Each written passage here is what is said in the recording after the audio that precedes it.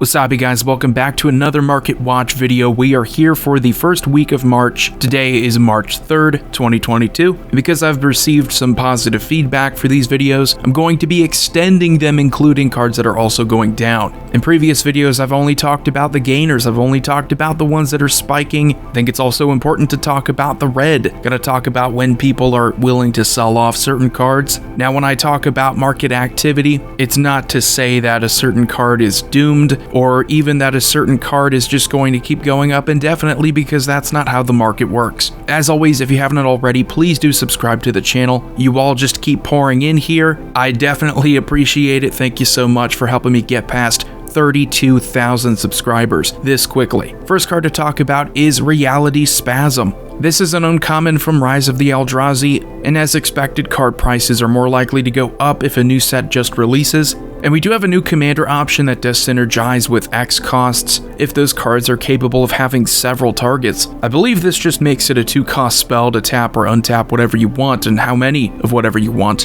which is a ton of value. I would expect this to be a 2-mana untap all your lands kind of card, so that's pretty cool. Other than that though, it is still an uncommon, so it was never really that expensive to begin with. It's just going from a 20-cent card to maybe a $2 card. It is cool, but it is more specific to the commander you want to play it with. So once people stop talking about that commander, the total number of decks built around that commander goes down, so will the price of cards like these. Next one we have is more anchored to standard and modern, and we have Hallowed Haunting. This was an absolute steal, under $5. If you got this at $4 or $5, you should just pay yourself, because I knew this was money in the bank from the first time I talked about it. This was easily a $20 to $30 card that went down for whatever reason. I guess people didn't think it was that good, but every time you cast an enchantment, you just keep getting those spirits, and those spirits get bigger, equal to the total number of spirits you control. But because you can also have 2 of them out there at the same time, it's not a legendary enchantment. That is just crazy. The amount of value you get off of Hallowed Haunting in any 60-card format, it's incredible. And you do have to have 7 or more enchantments to give your creatures flying and vigilance, but that's still powerful, whatever way you look at it. So you're now seeing patience pay off here. If you bought around where I said this was pretty much a steal at, you've now tripled, quadrupled your money. And I have to remind people, when you see the market price at 24, that's what people are listing it at retail value. If you yourself are trying to sell it as someone who's a collector, someone who's looking to invest in Magic cards, you're going to be asking around 15 to 20. That is still a good profit. Can't really sell something if there's not a buyer, because then the price goes down if there isn't a buyer. Next one we have here is, to no one's surprise, a very powerful card in Unwinding Clock.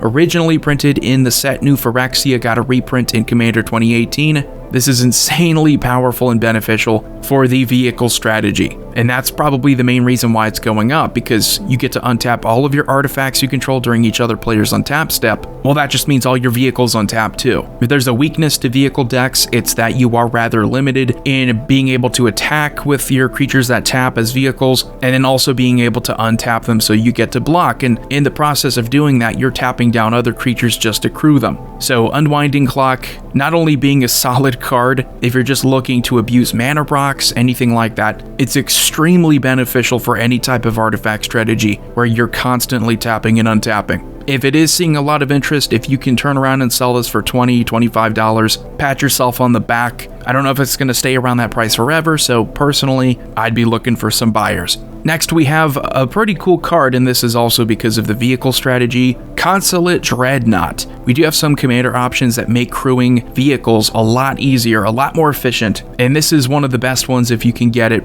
For the mana that you pay for this vehicle, it's just 1. You get a 7/11. The crew cost of 6 is massive. We have abilities that can pretty much provide you with the equivalent of creatures with 6 power or more without actually having creatures with 6 power or more. If that crew cost is only 2 mana, you have a lot of power and toughness there. It's also another uncommon that is more specific around a certain strategy in Commander, and while I think the vehicle strategy is a little bit more open-ended than with that red, white, and blue Kieran, a lot of cheap uncommons that were maybe 20 cents before are not going to stay around the $2 to $3 mark forever. So if you have these in bulk, again, try to find some buyers. Another one that's been going up And this is, again, to no one's surprise, it's kind of like with Unwinding Clock, Intruder Alarm. Basically what Unwinding Clock serves for artifacts, Intruder Alarm is almost the same thing, arguably more powerful for creatures. While people who've been playing Commander for a decent amount of time know all of the combos involved with Intruder Alarm, they know exactly how to break it. I mean, this card was broken even back when we had Paradox Engine, and Paradox Engine was considered to be even more busted than this because you could untap your artifacts as well. It just seems like we're always going to find a new Commander option in every other set that's going to go infinite or at least synergize really well with Intruder Alarm. This is busted in Sliver decks, this is busted in Artifact combo decks, and we do have the vehicle strategy as well. So a lot going on here. This isn't the first time it's reached close to 20, and it's not a card that gets reprinted, so it has a very good chance of breaking $20 this time around. Now let's talk about some cards that are going down. As I said at the beginning of the video, this isn't to say that it's a bad card, it's going to keep going down because people are not playing with it as much anymore. But when people were talking about Swift reconfiguration, a lot of that was because of the combo with Devoted Druid. If you can put this on a Devoted Druid, it makes it a vehicle that can tap for mana and untap itself by putting -1/-1 counters on that same vehicle. But when it's not a creature, the -1/-1 counters wouldn't kill it, so you can just keep tapping and untapping her for infinite green mana. And that combo only really being 3 mana to execute is ridiculous. You didn't even need haste with that to work,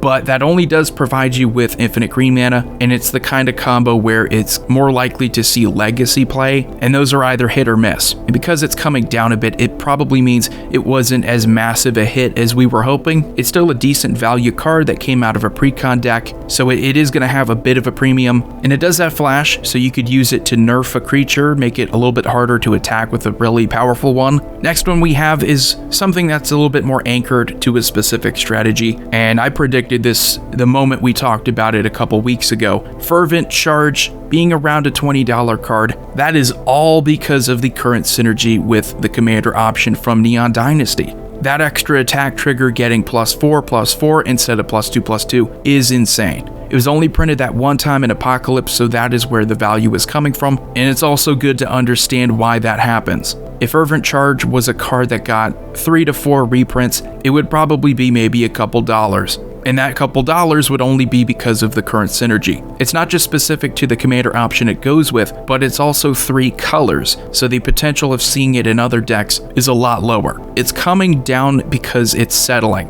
It found its all-time high, and it's slowly coming down because I think most people have recognized it's reached its all-time high, and it's probably not going to get back up there anytime soon. It's more likely to get a reprint because it reached its all-time high. People are recognizing that potential danger, and they don't want to give up their $20 card, they don't want to give up $15. This is the type of card that's going to come crashing down to under 10. Mechanically, it's a strong trigger, but for the 4 mana in 3 different colors, it makes it very difficult to include in most decks. Another one that's gone down, and we've talked about the premium from sets like Arabian Nights, Legends, and how I don't typically talk about these, but Blood Moon is a big one because it does see some Commander play, it sees a lot of play in Modern. It's a very relevant card, and we're starting to see while these cards aren't reserve list, they're viewed as iconic for the game. And because there are so few good condition Blood Moons from the Dark compared to good condition cards from anything since, a Blood Moon in near mint or lightly played condition from the Dark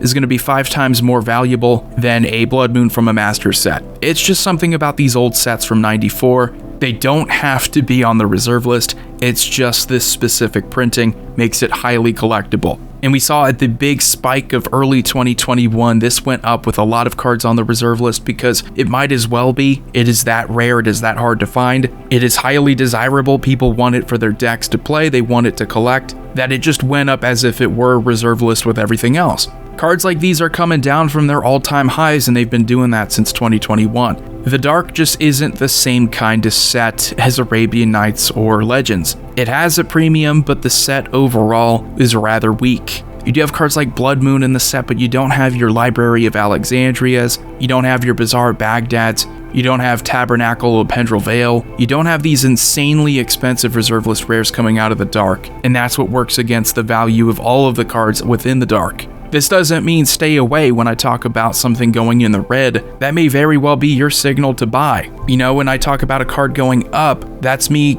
in a way telling you to sell. So when a card goes down, if it's a really good card, this is a great card. It's from a good set. If you can get it in great condition for the price I just mentioned, I might be looking to pick some up. Last card to talk about today, it's another one that's gone down a bit, but it's because it's reaching all-time highs as well. Entomb from Odyssey. The fact that this is touching around $40, it's been reprinted a bunch too, I think is great. This is a great card, it's solid, you know it's going to see play forever in Commander. Graveyard tutors do not typically come this cheap in mana cost, so only paying 1 mana instant speed to get any card is awesome. And it coming down just means that you're going to have an opportunity to get it for cheap. It's a card that gets reprinted every now and then. Hasn't been reprinted too often, but there is always the impact of when a card like this gets reprinted of the value just tanking. Odyssey is an early aught set. It's not a classic set by any means. It's not filled with the most iconic cards, and Entomb just happens to be one of them. If I'm looking to pick some of these old ones up from Odyssey, I want to see it get back down to 25 and under. So anyway, that's going to do it for this Market Watch video for the 3rd of March. Let me know what you think about the new format with some losers in the mix. It's always important to talk about the red cards too and what that means for the market. Commander Void here signing off. I will see you all next time.